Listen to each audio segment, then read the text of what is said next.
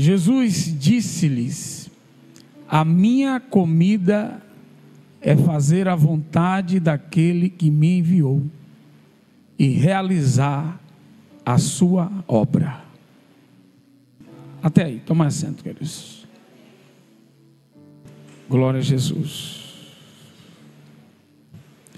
No último dia 13 eu fiz 33 anos no Evangelho, né? 13 de novembro. Muito alegre por o Senhor ter me guardado até aqui. É uma alegria caminhar com Jesus. E nesses 33 anos de caminhada, a gente acaba tendo algumas convicções, algumas certezas que se tornam indeléveis, não podem ser apagadas de dentro de você. E uma das coisas que, é claro que essa certeza, isso que eu vou falar agora, eu não consegui adquirir nos primeiros anos de evangelho. Demorou um pouco. Mas a gente chega a algumas constatações. Constatações essas que a Bíblia já diz. Mas há uma grande diferença entre uma letra, uma palavra, um conhecimento que está na sua mente, do que uma verdade que está dentro do seu coração. Essa é a grande diferença entre a conversão e a aceitação. Quando você se converte, as verdades de Deus, elas se tornam vivas dentro de você. Elas conversam, eu até postei isso ontem. Elas ficam conversando com você durante todo o tempo da sua caminhada, da sua jornada. Elas te aconselham, elas te guiam, elas te repreendem, enfim. E de uma das constatações que eu tenho nessa caminhada é sobre a centralidade de Cristo na nossa vida. E isto é algo que está na Bíblia, a centralidade, a Bíblia toda. A Bíblia diz, Jesus vai falar sobre que as Escrituras testificam dele. No caminho de Emaús, Jesus vai falar para aqueles discípulos que estavam desistindo do ministério, e ele mostra que em toda a Escritura falava sobre Jesus, falava do Messias, falava dele. E Jesus, quando ele vem à terra, ele deixa claro uma coisa. No livro de João isso fica bem nítido. O João, ele escreve no Evangelho segundo João, ele escreve isso, e isso fica bem nítido, de que Jesus não estava ali porque apenas por estar. Havia uma missão, e ele não estava ali representando ele mesmo, mas ele estava ali em nome do Pai, em nome do próprio Deus. E ele não estava ali para fazer a obra dele, mas para fazer a obra do Pai. Em João capítulo 12, 49, Jesus vai dizer assim: porque eu não tenho falado de mim mesmo, mas o Pai que me enviou, ele me deu mandamento sobre o que hei de dizer e sobre o que hei de falar. Então não era apenas as obras, mas também aquilo que Jesus dizia, tudo era segundo a vontade de Deus. E por que eu estou falando isso? Para que vocês entendam aqui que Deus era o centro de Cristo. Deus era o centro, o Pai era o centro. Tudo que o Filho fazia e fez foi para agradar ao Pai. O Pai era o centro, era a referência dele. Tudo que ele fazia estava,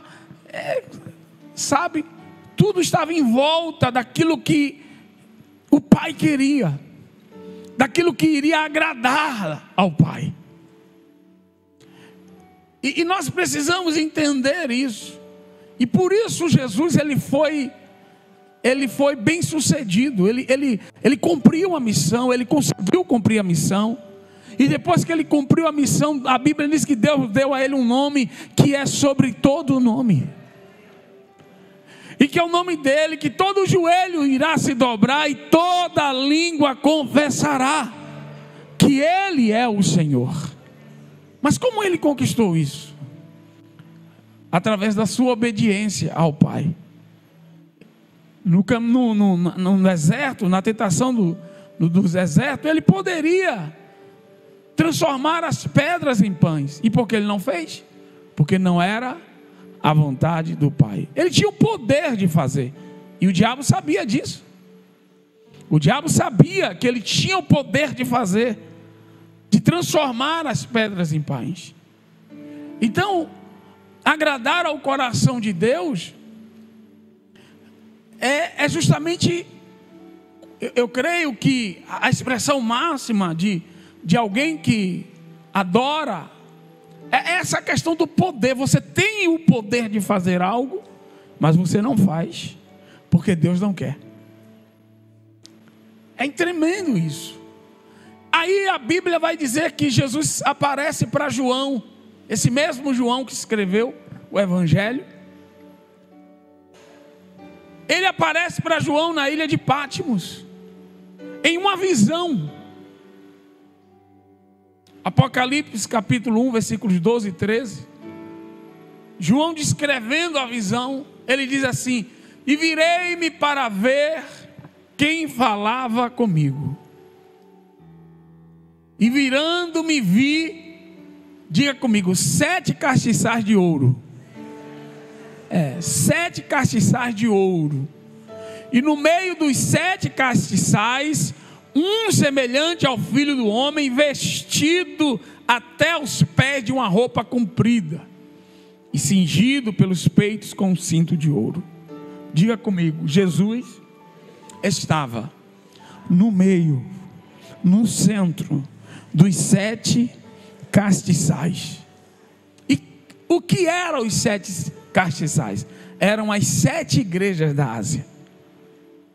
Então a mensagem da visão era clara: eu sou o centro das igrejas. Todas as igrejas precisam ter a mim como referência. Quem está me entendendo aqui? Ele é o centro, ele é a referência. Tudo tem que girar em torno dele. Tudo tem que girar em torno dele.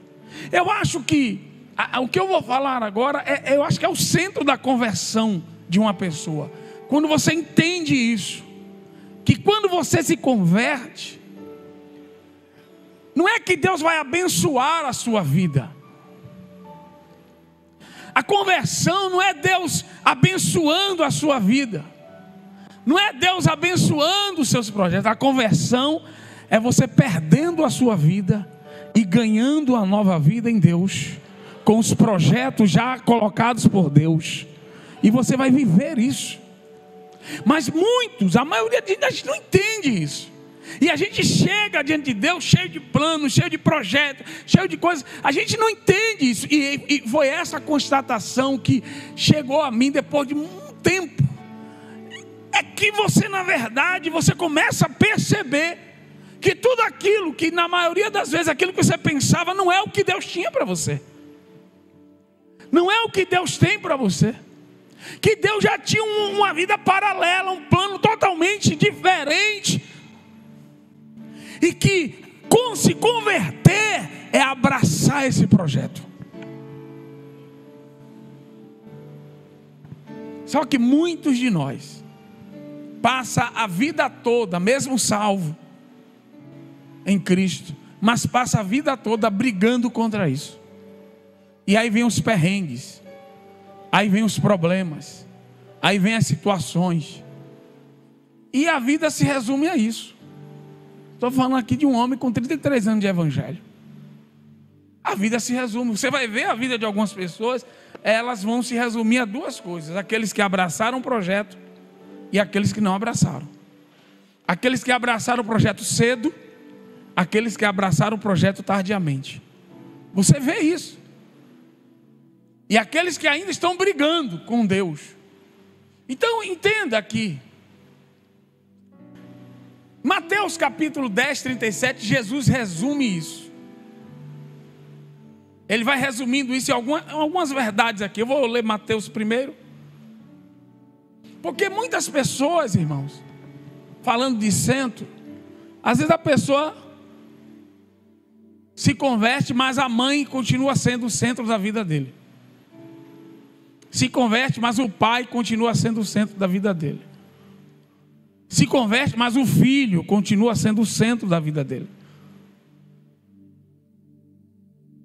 E tem um problema em relação a esse negócio de filho aí. Vou falar aqui porque eu sou pastor, estou aqui para... né? Tem muitas mulheres casadas que erram ao pôr o filho no centro da vida. No centro da vida não, no centro da família. Né? Eu ensino isso até no curso de noivos. Tem um filho, esquece o marido. E tem um filho. As mulheres que fazem isso, ao longo dos anos, o casamento se torna um contrato. Que contrato? O contrato de criar uma pessoa. Quando os filhos crescem e vão embora, o contrato acaba e com ele acaba o casamento. Isso a gente vê direto. Aí a gente vê uma crise de mulheres de 50 anos, 45, 50, tudo solteiras. Por quê? Porque elas entenderam errado o casamento. A família, o centro, é o casal. É um cuidando do outro.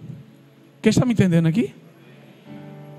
Seus filhos são nada mais do que nada menos de que hóspedes na sua casa. Eles vão embora. E às vezes vai passar um mês sem ligar para você. Eles têm que viver a vida deles, como você viveu a sua. Quem está me entendendo aqui? É só um parênteses aqui, né, da família. Então a gente tem que tomar cuidado com isso. Mas olhe só onde é que Jesus entra no meio desse negócio todo aí. Olha o que é que Jesus faz. Jesus apronta aqui. Aí ele vai dizer em Mateus 10, 37: quem ama o pai ou a mãe mais do que a mim não é digno de mim. E quem ama o filho ou a filha mais do que a mim não é digno de mim. Ele está dizendo assim: eu tenho que ser o centro da sua vida. A sua vida tem que girar em torno de mim. Porque se isso não acontecer, você não é digno da minha presença. Eu não vou estar com você. Você não é digno. Então o discipulado é algo sério. Mas é o que é que muitos fazem? Eles continuam com seus amores, seja marido, seja mulher, seja filho, e ele quer que Deus abençoe esse negócio aí, essa confusão. Deus não vai abençoar, irmão. E eu entendo aqui, sabe, porque isso eu gosto porque não foi João que falou isso, não foi Pedro que falou, porque fosse Pedro, mas Pedro era, né? Foi Jesus que falou. Ele disse isso. Agora olha só o que ele vai dizer mais ainda. Ele vai dizer: quem achar a sua vida, perdê-la-á. E quem perder a sua vida por amor de mim, achá-la-á. Então o que é que Jesus está dizendo? Ele está dizendo assim como eu fui o centro, assim como Deus, o meu Pai é o centro da minha vida, e eu sou o centro da igreja, eu tenho que ser o centro da sua vida. Então, quando Jesus é o centro da nossa vida, toda a nossa vida tem que convergir para isso, para a vontade dele, para o projeto dele da nossa vida. Eu demorei muito tempo para entender isso. Não é entender aqui. Porque você começa a bater cabeça, a tomar topada, a entrar em enrascadas, E aí você começa a ouvir o Espírito Santo. Eu falei a você. Eu te disse. Eu falei que ia dar errado.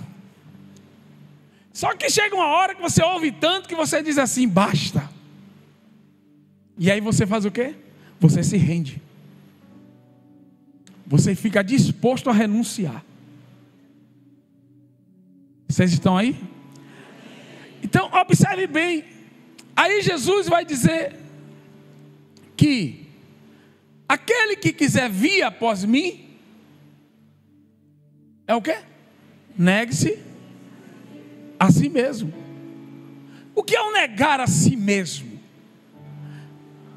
É uma questão do seu ego, dos seus projetos, das suas vontades. Jesus está dizendo, se você quer vir após mim, você precisa renunciar ao seu projeto de vida. Renunciar ao seu projeto de vida. Aquilo que você traçou, aquilo que você imaginou, porque haverá sim coisas que vão se alinhar com o projeto de Deus, mas haverá coisas que estarão ou que estão totalmente desalinhadas com o que Deus tem para você. E é aí que você prova se você está convertido ou não. É quando você diz não para você mesmo e diz sim para Deus. Isso aqui é muito forte, sabe? Olha só Hebreus 12:1, eu até citei na última na pregação que eu falei sobre isso. Hebreus 12:1 vai dizer o seguinte: portanto nós também, pois que estamos rodeados de uma tão grande nuvem de testemunhas, deixemos todo o embaraço e o pecado que tão de perto nos rodeia, e corramos com paciência a carreira que nos está proposta. É interessante que nesse versículo existem duas coisas que nos impedem de correr a carreira. Não é só o pecado, diga comigo, não é só o pecado que nos impede de correr a carreira. Correr a carreira é o quê? De viver o projeto de Deus na nossa vida. Não é só o pecado. Existe também o embaraço. Olha lá, ó, o embaraço. Então, falando do pecado, o que eu tenho a falar aqui nos dias de hoje sobre o pecado é que a gente está até estudando isso com os homens, né, na escola raiz, no curso Homem ao Máximo. Nós citamos isso, a última aula que eu dei, a gente falou sobre isso. Porque há um eufemismo atual que transformou o pecado em problema. Não, o que é um pecado é um problema. Irmão, pecado é muito mais do que um problema. Porque o que é um problema? Vamos dizer assim, você comprou uma coisa, alguém te enganou. Você está com uma enfermidade que precisa curar, tratar. Você perdeu o emprego.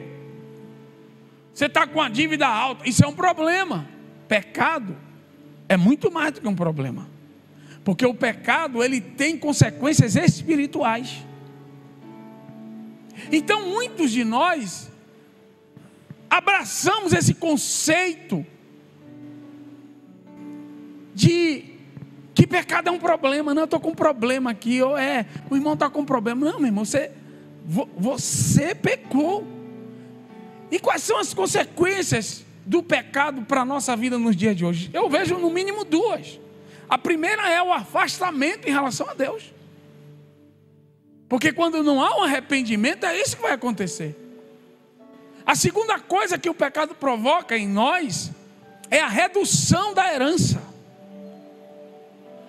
Quando você entrega a sua vida em pecado, as promessas de Deus, muitas promessas, elas são tiradas de você. Você não vai mais viver aquilo. Pastor, onde é que está a prova disso? Moisés é uma das maiores provas disso.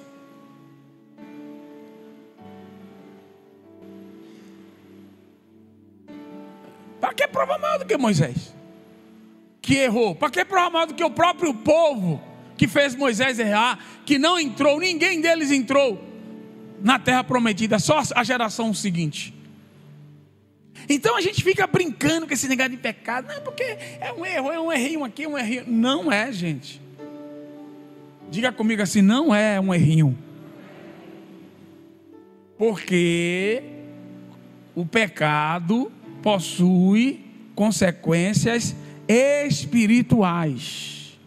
É como uma raiz que está ali. É por isso que você não pode pecar e pedir perdão. Pecar, pedir perdão, pecar, pedir perdão, pecar, pedir perdão, pecar, pedir perdão.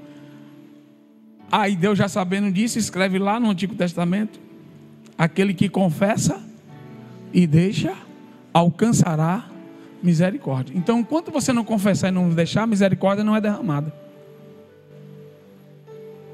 Vocês entendem aqui? Aí o texto aponta para o embaraço. Beleza, pastor, estou tranquilo, minha vida está... Né, é um pecadinho ali, tá, porque João disse que aquele que não peca é mentiroso. Eu não estou falando desse pecado, estou pegando do pecado iniquidade, né? Quem não... tem até no canal da igreja um estudo que eu falo sobre as fases do pecado, né? A tríade do pecado, né? Olhe lá no canal se você quiser saber mais sobre isso. A tríade do pecado. Então, a gente... Mas o que é um embaraço? Do que é que o escritor aos Hebreus está falando sobre esse tal de embaraço? Né? Embaraço é fugir do projeto de Deus. É aquilo que não é um pecado. Você não está mentindo, você não está roubando, você não está adulterando, você não está enganando seu irmão. Mas Deus, você tem dois caminhos para seguir na sua vida. Deus está mandando você ir para a direita, você foi para a esquerda, ou vice-versa. Deus está mandando você ir para a esquerda, você foi para a direita. Mas o caminho que você escolheu não é um pecado, não é uma mentira, não, é um projeto. E quando você escolhe esse caminho, isso se torna um embaraço na sua vida. Isso se torna um embaraço. As coisas começam meio que a se complicar na sua vida. Então, quando nós realmente... O embaraço, ele nos rouba as experiências com Deus aqui na terra. Ele reduz o impacto dos nossos dons e talentos no alcance de vidas para Cristo. Porque tudo se resume às questões do reino de Deus. Nós somos embaixadores do reino. Nós estamos aqui como o corpo de Cristo aqui nesta terra. Amém, irmãos? Quem entende isso aqui? Então, a ideia é que Cristo quer projetar a imagem dele na sua vida. É só isso. Ou é tudo isso? Então, quando realmente estamos no centro, Deus está no centro de nossas vidas, estaremos dispostos a fazer aquilo que até mesmo não é do nosso agrado, mas é do agrado de Deus. A gente sabe que a gente não gosta daquilo, mas a gente não tem. Existem momentos na vida de um cristão, pelo menos comigo acontece assim, que Deus fala tão nitidamente sobre algo, que você não tem dúvida nenhuma que Deus está falando com você, e você não quer fazer aquilo. Comigo já aconteceu algumas vezes, de eu ficar com cara feia com Deus, mas eu obedeci do mesmo jeito, de cara feia, porque é melhor obedecer de cara feia do que desobedecer de cara bonita, lavada. Quem está me entendendo aqui? Então, é sobre isso. Nós estamos chegando no final do ano, muita gente vai começar a projetar o ano que vem, vou fazer isso, vou fazer aquilo, mas em nome de Jesus, pare de se cansar. É cansaço, irmão. É só cansaço, vá por mim. É um cansaço. Você começa e vai, enquanto você está com aquela energia, vai, mas de repente você percebe que aquilo não vai te dar contentamento, aquilo não traz alegria, aquela coisa, você percebe, porque Deus não está ali. Deus não está ali. Sabe? Ele não está ali. Então nós temos que nos render a esta vontade nos render a esse Deus que Ele sempre tem pensamentos, aleluia, de bem. Ele sempre está pensando o melhor para nós. Ele sempre está ali, você está dormindo e Ele está trabalhando, dizendo assim: eu vou preparar um dia abençoado para o meu filho, eu vou livrar ele, eu vou abençoar. E a gente fica ali, a gente acorda já com aquela ranzinza, com aquela coisa, e a gente não ora, a gente não lê Bíblia. A gente, Deus diz assim: pronto, vai perder aí, olha, preparei tudo aqui. Sabe, é assim que às vezes a gente age com Deus, né? Então entenda o que eu quero falar. Em torno de quem ou de que as coisas giram na sua vida. Adão colocou Eva no centro, perdeu a vida eterna e o jardim. Moisés colocou o povo no centro, perdeu a terra prometida. Sansão pôs Dalila no centro, perdeu a visão e a liberdade. Saul tirou Deus do centro, perdeu a coroa. Davi pôs Batseba no centro, perdeu a alegria e a família. Todas as vezes que colocamos pessoas ou coisas no lugar de Deus, nós perderemos a sua bênção, nós perderemos a sua shalom. Diga a shalom. A gente traduz shalom como paz, né? Mas é muito pobre essa tradução, porque shalom não é só paz. Shalom é um negócio. Shalom é nada falta, nada quebrado e nada fora do lugar. Diga comigo: nada faltando, nada quebrado, nada fora do lugar. Isso é shalom. Isso é a bênção. Os judeus consideram a shalom a bênção de Deus. Então você não tem nada faltando, nada quebrado, nada fora do lugar. Você está em paz. Você olha assim, é como a mulher que arruma a casa, né? E quando a casa está toda arrumada, tudo bonitinho, ela olha.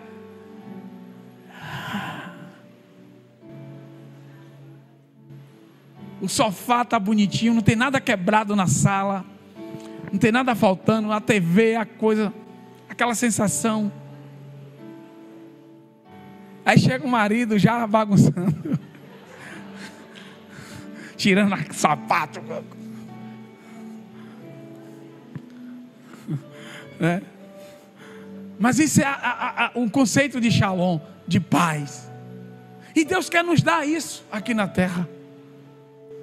Deus quer nos dar este momento, essa vida assim. Eu não estou dizendo que a gente não vai ter perrengue, irmão, mas Deus sempre vai estar conosco, guerreando na nossa frente. Quem entende aqui? O Deus sempre vai te dar essa percepção de que aquilo ali, aquela tempestade vai acalmar, aquele terremoto vai cessar. Quem está me entendendo? O vento vai acalmar, porque Ele está no controle da tua vida. Meu Deus. Deixa eu te falar. 2 Coríntios capítulo 5, 15. É um dos versículos que eu acho mais impactantes para esse tema. Ele vai dizer assim, Paulo: e Ele morreu por todos, para que os que vivem não vivam mais para si, mas para aquele que por eles morreu e ressuscitou.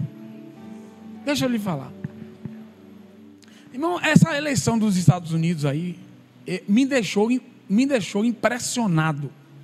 A eleição de Donald Trump. Eu acompanhei até 2 da manhã, fiquei lá observando. Se eu vai dormir, amanhã eu vejo esse resultado. Mas não foi a vitória dele que me deixou impactado, foi a história e como ele venceu. Não sei se você acompanhou o atentado que ele sofreu, da bala que atravessou por quase de 1 milímetro, ele não morreu. E os fotógrafos filmaram, tem uma foto, ele no chão, por alguns segundos. Ele ficou por alguns segundos, 20, 30 segundos no chão, ele de olhos fechados, Aquela foto ela é impactante. Porque ali ele teve um encontro com Deus, não tenho dúvida ali. Ali Deus. E ele declara isso em um dos comícios. Esse cara, ele entendeu que ele ganhou uma nova chance. E ele não está nem aí. Ele está botando pessoas no governo dele. Eu só vou falar em relação à questão do evangelho. Questões políticas não estou nem aí. Mas ele botou um secretário lá, que o secretário, a primeira coisa, ele dizia assim: nós vamos retornar com a Bíblia nas escolas. A Bíblia vai ter que voltar para as escolas dos Estados Unidos, porque foi arrancada. Como é que um país que nasceu de puritanos, não sei se você sabe quem são os puritanos. Os puritanos eram os crentes, eram os crentão da Inglaterra. De dentro da igreja anglicana tinham os crentões, os que não queriam nenhum tipo de meia com a igreja católica na época. E eles eram, eles estão até hoje. Existe um grupo dentro da igreja anglicana que são assim, chamado de casa baixa, né? Tem a casa alta e a casa baixa na igreja anglicana. Então esses puritanos provocaram isso. E eles foram para os Estados Unidos, né? E fundaram a nação. Então, aí o cara traz isso. Eu estou só dando um exemplo de que quando você entende que o que Paulo está dizendo aqui é que quando você entende que o seu destino era o inferno, era a perdição, e que Jesus morreu por você, pagou o preço por você. Paulo está dizendo assim: essa vida que você tem agora não é mais sua. Você agora tem que viver para Ele. Você agora tem que viver para a glória dEle. E quando você, agora como Deus é bom, quando você decide isso, viver para Ele, viver para a glória dEle, Deus prepara algo grande para você aqui na terra. Porque, irmãos, o seu filho, diga comigo, o meu filho me representa. Quem tem filho aqui? Ou quem é filho, que se não tem é filho.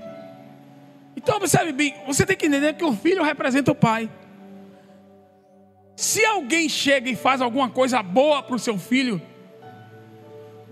parece que ele fez, é a mesma coisa dele ter feito para você. Quem está me entendendo aqui?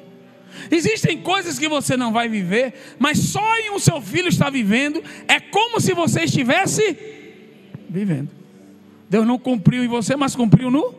Foi o que Deus falou com Davi, né? Não será você que vai construir minha casa, mas o seu. Davi se alegrou tanto que deixou um bocado de ouro, deixou tudo pronto. Quem está me entendendo aqui? Então quando você aceita esse projeto de Deus na sua vida, quando você entende que a partir de hoje você vai viver para Deus, você vai ser filho dele aqui na terra, Deus prepara o melhor para você aqui. É o que o profeta vai dizer, que a gente vai comer o melhor. Se ouvirdes e obedecerdes, comereis o melhor de Deus nesta terra. Quem está me entendendo aqui, meu irmão? Então nós precisamos perceber essa verdade e se render. Eu me rendi. É uma rendição, né, progressiva. Você vai batendo cabeça, vai batendo cabeça, vai batendo cabeça. Deus vai falando com você. Aí chega uma hora que você diz: sabe de uma, acabou, irmão. Ó Deus, diga aí, é o que mesmo? Já não dá mais, não vou lutar, eu desisto. E Deus está te chamando para essa desistência. Deus está te chamando para esta redenção. Para de bater cabeça, irmão. Sabe, eu parei, eu já apanhei muito. Eu disse: não, chega, não vou mais não. É o que o senhor quer? É direita ou esquerda? Compra ou não compra? Fica ou não fica? Eu não estou nem aí mais. Porque chega um momento, mais de 30 anos caminhando, que você cansa de apanhar. Apanhar de você mesmo. Apanhar de suas escolhas. Não é de Deus. Quem está me entendendo aqui? De suas escolhas. E aí tem pessoas que chegam ao evangelho. É interessante isso, né? Tem pessoas que passam 20 anos aprontando, 30 anos aprontando. Aí chega na igreja, quer que Deus resolva a vida dele em 6 meses. Bonitinho ele, né? Ah, gente fina ele. Ele quer que Deus resolva a vida dele em 6 meses. Irmão, diga comigo, é uma caminhada. O importante é que você já está salvo. Se ele voltar hoje, você sobe. Quem tem certeza da salvação aqui, meu irmão? O importante é isso aqui.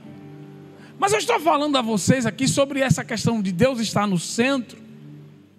Porque quando você aceita isso, você vai para um outro nível de relacionamento com Deus. E eu encerro aqui. Esse outro nível de relacionamento, que o Salmo Davi descreve ele no Salmo 37, versículo 4. Ele vai dizer: deleita-te também no Senhor, e te concederá os desejos do teu coração. Irmão, Deus, Ele gosta de dar mimos para os filhos dele. Deus não, Deus carrasco não. Deus miserável, econômico. Fica ali fazendo continha, não. Deus é bom. E Deus, Ele é exagerado em abençoar. Quem está entendendo aqui? Mas você vai chegar nesse nível, quando você começa a receber as bênçãos de Deus, é quando você se deleita-te nele. E o que é se deleitar em Deus? É se deleitar na vontade dele, naquilo que ele já disse. Meu filho, aqui, ó, ao invés de você ir resmungando, como eu falei aqui, que eu fui resmungando, você agora vai saltitando. Você vai agora, né, alegre, porque você confia agora nele. Você confia no amor dele. Quem está me entendendo aqui? Você confia no amor de Deus. E aí você diz assim: poxa, esse negócio está com cara que vai ser ruim. Pô, eu não queria esse negócio. Aí você diz assim: pô, mas é Deus que está mandando ir. Então vai ser bom. Mesmo que eu não estou entendendo nada, mas eu sei que vai ser bom. Sabe de uma? Eu vou. E aí você já não vai mais por aquilo que você está vendo na sua frente. Você vai porque você sabe quem foi que mandou você ir. Ah, quem está me entendendo aqui? A sua visão, a sua decisão já não é mais por aquilo que você está vendo, mas é por quem está te dizendo. E essa é a relação que Davi está falando aí nesse salmo. Deleita-te não é naquilo que Deus está mostrando. Deleita-te não é no caminho que Ele está te mostrando. Deleita-te nele, na pessoa dele. Então, se é Deus que está falando, não estou nem aí, eu vou. Mas rapaz, esse negócio vai dar errado. Rapaz, mas quem falou foi o homem lá. Mas você tem certeza? Tenho, não tem jeito, eu sei que foi ele. Mas rapaz, mas ninguém está indo para esse caminho aí. Ninguém tomou essa decisão, mas ele está dizendo que é para eu ir. E eu já tomei já pedi demissão de empresa assim. Já vi coisas assim, loucura. 2 vezes já pedi demissão de empresas assim, sem nada assim. Risco total. Mas eu tinha, uma vez eu cheguei para o meu pastor e disse assim: olha, Deus disse que eu tenho que pedir demissão. Ele olhou para mim, meu pastor era um homem muito de Deus, né? Ele olhou para mim e disse: se Deus está dizendo, saia. Na segunda-feira eu entreguei a carta de demissão. E Deus abriu uma porta 7 vezes maior do que eu estava esperando. Vocês estão me entendendo isso aqui? Então isso para mim, o evangelho, quando você chega nesse nível aí, você começa a entrar no nível dos desejos do coração. Porque você acha que Deus não sabe o que você quer?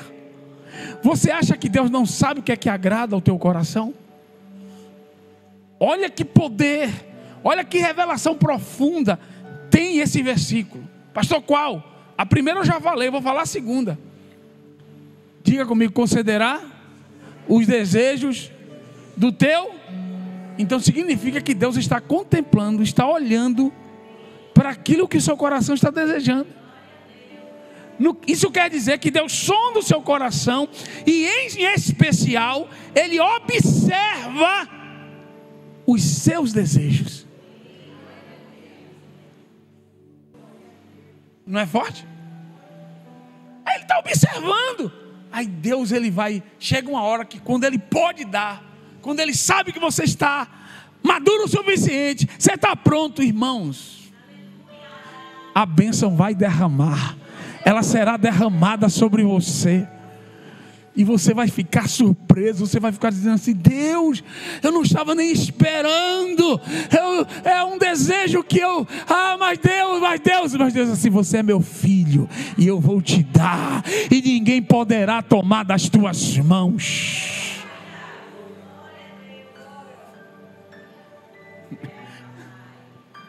Salmo 37, versículo 23 e 24, Davi amplia isso. E aí ele exagera.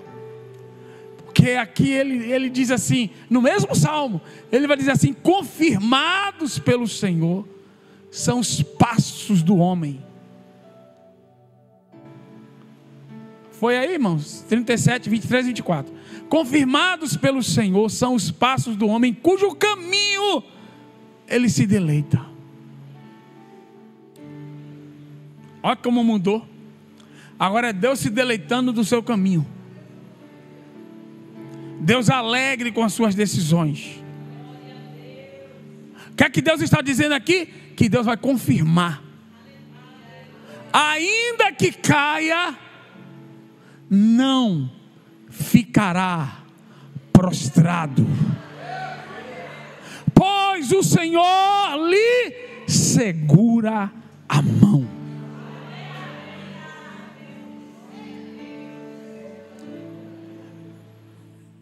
Isso aqui é muito forte, sabe por quê? Receba essa daí. Isso aqui é para curar você. Deus não exige 100% de nós. Ainda que caia. Ele sabe que nós não somos perfeitos. Ele conhece as nossas limitações. Ele sabe que um dia ou outro a gente vai vacilar. E Ele sabe tanto que Ele mandou João escrever que aquele que não tem pecado é mentiroso. Aquele que diz que não peca é mentiroso. Mas mesmo assim, o que o salmista, o que Davi está dizendo é que, irmão, quando você cair, esteja do lado dele.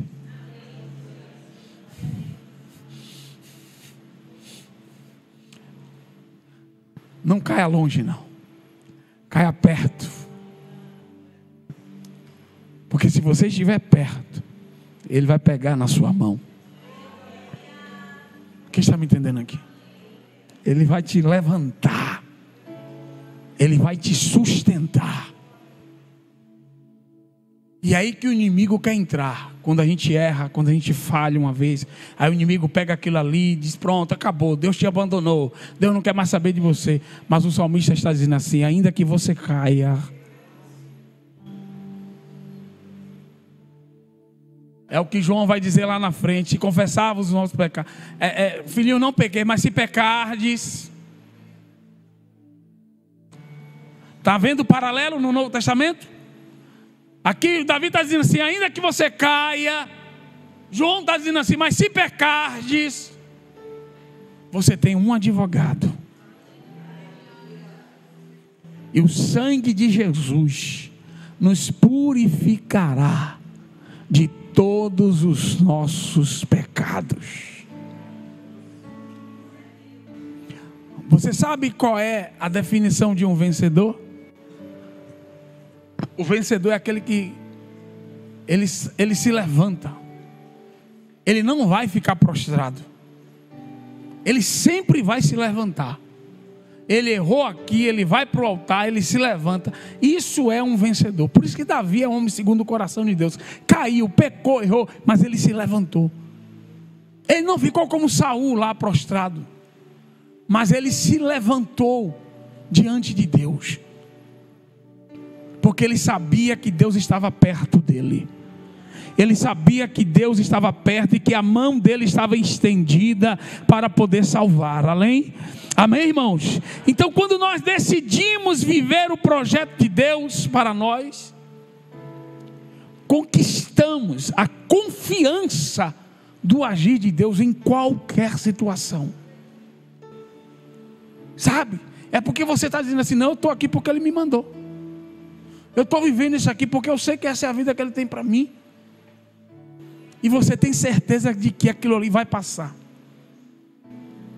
Então, quando os problemas chegam, eu já falei aqui, tem um livro de Kenneth Hagin que ele fala o seguinte, que existem problemas que você tem que sentar e esperar ele passar. Pastor, como assim? Porque você sabe pela Bíblia que aquele problema ele não pode permanecer na sua vida. Porque você tem a certeza do amor de Deus na sua vida. É sentar mesmo, dizer assim: Deus, está aí, ó. Minha vida vai acabar? Vão destruir minha casa? Vão destruir tudo? Deus não vai deixar. Ele vai intervir. Quem está me entendendo aqui? Ele vai intervir. Mas isso acontece por quê? Porque nós colocamos Deus no centro da nossa vida. Então, qual é a minha frase de hoje aqui? É: desista. Eu vou encerrar com essa frase: desista, meu irmão, enquanto há tempo.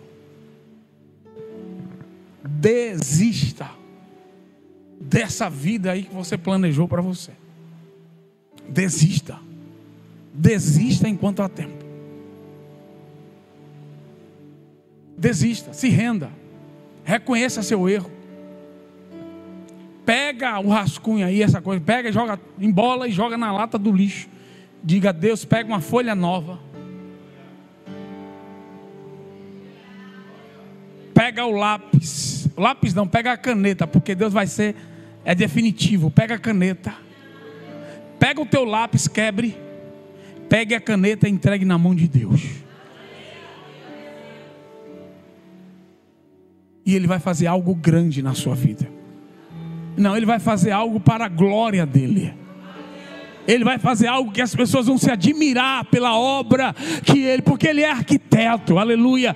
Ele gosta de projetar coisas, Ele gosta de criar coisas do nada, Ele gosta de chamar à existência aquilo que ainda não existe.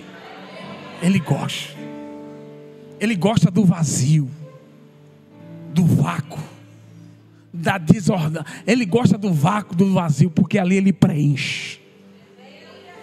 Quem está me entendendo aqui? Ele vai preencher a sua vida. Então nós precisamos nos render a isso. Eu encerro com Romanos 8, 28. E sabemos que todas as coisas contribuem. Diga comigo: juntamente. É tudo interligado. É uma trama. Diga comigo: é uma trama. E qual é uma trama? A trama é algo que está por trás. Você olha o tecido, mas você vê a trama, né? É o crochê, a coisa que tem aquele tapete, né? O tapete, você vê isso bem claramente. Você olha aquela coisinha bonita, mas atrás é que você vê a trama. Todas os complexos para poder aquilo ali ficar bonito. Há uma trama de Deus. Deus está tramando em seu favor. Deus está por trás conspirando. E quando aquilo se juntar juntamente, vai formar o cenário da tua vitória. Você agora não está enxergando, você não está entendendo, você não está vendo a tapeçaria pronta, você não está vendo a imagem perfeita, você só está vendo fios, coisas que estão se juntando, coisas que estão indo para um lado, para o outro, e Deus está dizendo assim: você me ama? Então descanse. Você me ama? Então descansa o teu coração, porque eu estou tramando ainda. Eu estou por trás ainda, eu estou ainda nos bastidores, eu estou entrelaçando coisas, eu estou juntando coisas, entrelaçando coisas, para que a minha glória resplandeça na tua vida.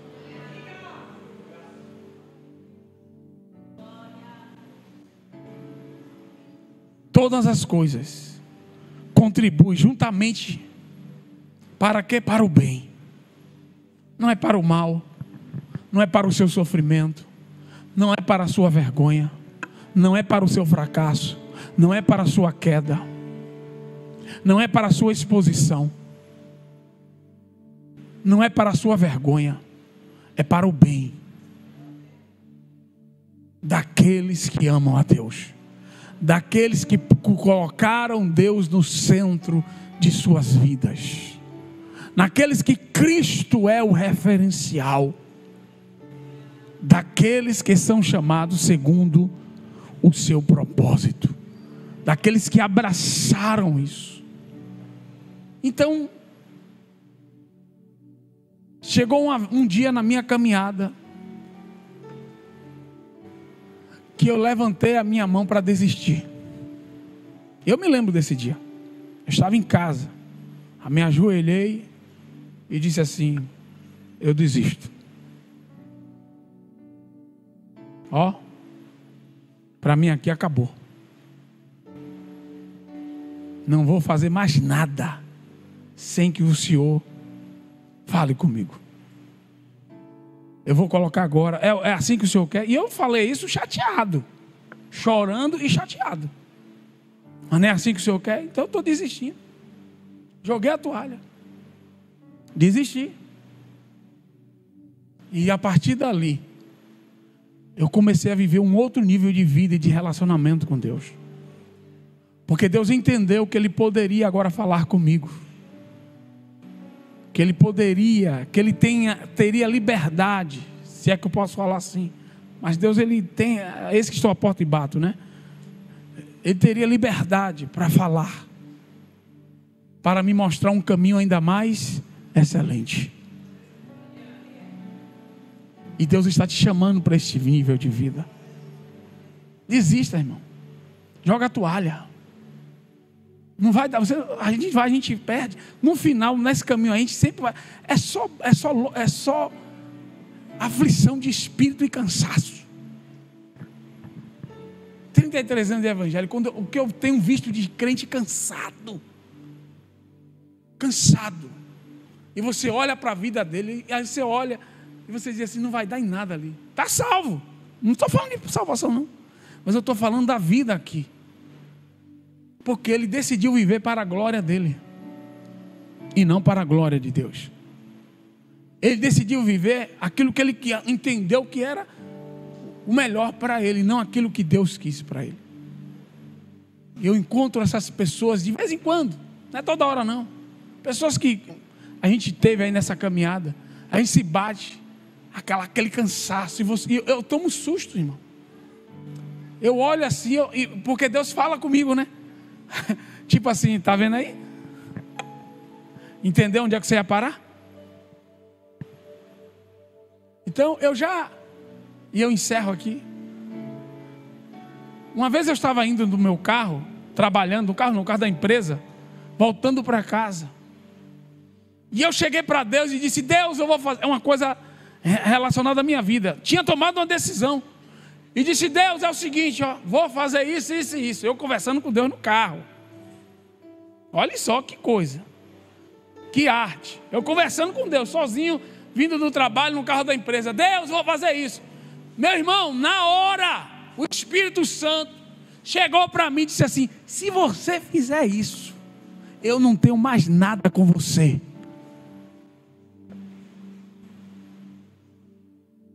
O que é isso? Não, vai perder a salvação? Não, não é isso. Era o projeto. É o projeto. Então Deus tem um projeto de vida para você. Eu não sei o que é que você está tramando aí para 2025. Eu não sei o que é que você já está estudando, fazendo conta, planilha, Excel. Eu não sei o que é. Mas eu te aconselho a perguntar a Deus o que Ele está tramando. Eu te aconselho. Porque ainda dá tempo. Olha para o irmão e diga assim: ainda dá tempo de você alinhar a sua trama com a de Deus.